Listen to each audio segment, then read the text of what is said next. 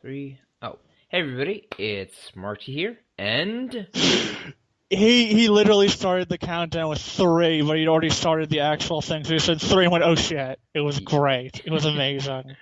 yes, Also, no, I hope that because most people didn't get it, but at least some no one watched these.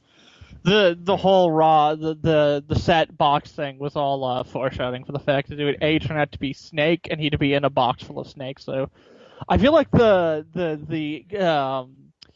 symbolism between mentioning his set cutting his brother into pieces and putting him in a box doesn't quite obvious, and I'm referencing the fact that Snake is essentially a hive mind of snakes in a dude, but that was what I was going for. Also, that was the whole set foreshadowing was it was Snake. Snake was the killer. Snake was the killer the whole time. nobody Holy thinks. shit, this was all just fucking explained. This is all just an epilogue for the fucking circus arc. I'm gonna say this right now. I don't think I've been this infuriated with Black Butler since the death of my favorite detective character in season one, and yeah, I'm pretty pissed right now. This was six ways to stupid, Sir, and may I offer you a grill in this trying time? no, I want to be infuriated because I want to express how I feel in this podcast. So basically, half of this episode is a new character being introduced who's a fantastic detective and also a vicar, and he basically solves the crime. And then it turns out it was actually Sebastian, and the whole reason he was able to solve the crime so readily is because he just set it up. He was just framing a dude. I love that. It's not like the rug was thrown over our eyes and then pulled out from under us somehow in some sort of a horrible metaphor monster. There's like, but how did you detective all those things, Ration? Because I planted it. I'm actually rather dumb. I just I am severely displeased. Like this is a complete crap stain compared to part 1. And this was an hour. This wasn't like 50 minutes. This was a full hour of crap to listen to. And eight. There was a whole extra 18 minutes or so. Jesus. I just I am very displeased with this with this particular At movie. least we got the greatness that Charles Gray, who's super popular. Charles Gray is an ass, and yet I can't say that he's more or less of an ass than Ciel and Sebastian in this episode. I love how the entire thing is just like Gray trying to frame him for lighting that building on fire, and then him not only completely getting away with it, framing a business rival who admittedly may have murdered a guy and may have been planning on killing CL, but we can't be certain. Yeah. But also, the one last loose end from the circus arc gets fooled by CL and is now his pet. That's another thing, man. Like Ciel, I don't know what he's trying to be anymore. Before I thought he was a jerk, certainly, I but thought he he was a had jerk with a secret heart of gold. yeah, And he now had you're finding that he's a jerk with a secret heart of more jerk? like he convinces someone that all the people that he had murdered in cold blood are actually alive and just hiding away somewhere because what they did was so terrible. Like he is just I can't even let it out. But it does mean that Snake's not dead yet. I mean, he did spare Snake. Oh great, Snake, the character I know the least about, in all of the circus art, and not one of my favorite characters of the circus crew. This is now you understand the reason why I hate Snake is because he's kind of bland. His one gimmick is like kind of funny, but not that much, and yet he is the one member who gets to survive the. When like honestly having like Freckle in some way they're able to convince Freckle that to join would have been like I mean Yeah. Freckle's just better. Yes, it would be. Although what I will say is I mean, he's I can't see it being very easy for them to sell Freckle, but they fucking sold Snake, so I don't yeah. fucking know. I will say though, Snake did give me probably my favorite line in all of the circus arc. Keeping I the keep bead warm? Yeah, I'll keep the bed warm for you. uh, but yeah, no, this was a travesty. And as a fan of detective anime, it's really pissed me off. You should check out that. What's it, Master Keaton? Yeah, yeah, I hear that one's good.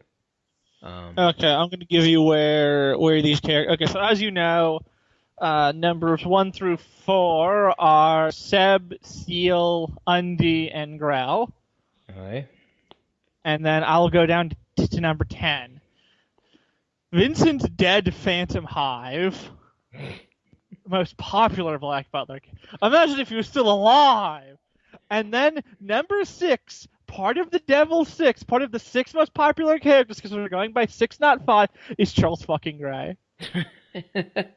and then Snack Lizzie, which is weird because I thought all of you fuckers hated Lizzie, because how dare she feel betrayed when she's betrayed and act like a fucking human being. And then Lau and Finney, because I'm always Lau's happy pretty with great. Finney. Yeah, Finney got number 10, and then Joker was 11. So fuck you, Joker. You didn't get a top 10. You know what I really like about like these anime listings?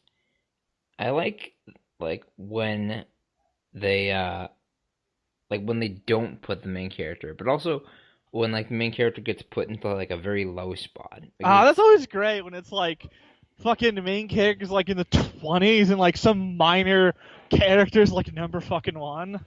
Yeah. I think the Naruto and Bleach ones had that sometimes, where like the main characters actually get surprisingly low. Yeah. But yeah, I'm unhappy, and I've lost all optimism for the Book of the Atlantic. I really have. I'm hoping it'll be good, but after seeing probably the worst that Ciel's done since burning down a building first full of catatonic orphans. Do you not understand? Ciel is not an anti-hero. He is a villain protagonist. Like, straight up, Ciel's the bad guy. He's just a less bad guy than most of the other bad guys. I don't know what to say anymore. I'm like you could listen to all the podcasts we've done up until this point, and I don't think I've ever been this disappointed before. This is why I consider the first 2 animes the high point of Black Butler's writing, because it's a lot more upbeat and optimistic, and the characters are more likable. Yeah. Even Sebastian is, believe it or not, a better person in the anime. Yeah. Anyways, we've discussed it, and we've decided since Book of the Atlantic will most likely be our last Black Butler review, unless we end up going into the manga, which this person doesn't seem to be particularly positive about. No, right now the current arc is, oh hey, I started reading it again because Grell's back, and Uthillo, and they're wait, they're back in the background again. They're going to do nothing more for that chapter, and people keep shitting on Lizzie because she has the logical reaction you'd have to being fucking betrayed that badly, and everyone's all like, "Oh, poor Ciel! It's so sad he has to sleep in the bed he made." It sucks so much when you face comeuppance for your terrible decisions. Yeah. Fuck you, Aster, you piece of shit. You had all this coming to you. I hope Snack finds out that you lied to him, too. I want to watch Ciel Phantom Hive's world burn. But yeah, we're getting pretty close to the end here, and Hey, dude. We have this to look forward to. In Book of the Atlantic, we're going to get a lot of Ronnie and a lot of Grell, and who knows, maybe Undertaker will be there. That sounds somewhat enjoyable. Also, Druid's going to be there. Like, I know it might seem like I'm joking, but I'm genuinely disappointed with how this thing ended. I have, like, despite how much I've enjoyed Black Butler up to this point, I was like, okay, I'm positive. Despite how bad Ciel might get, it's still an entertaining show. But this second half has ruined it for me. It has ruined Black Butler for me.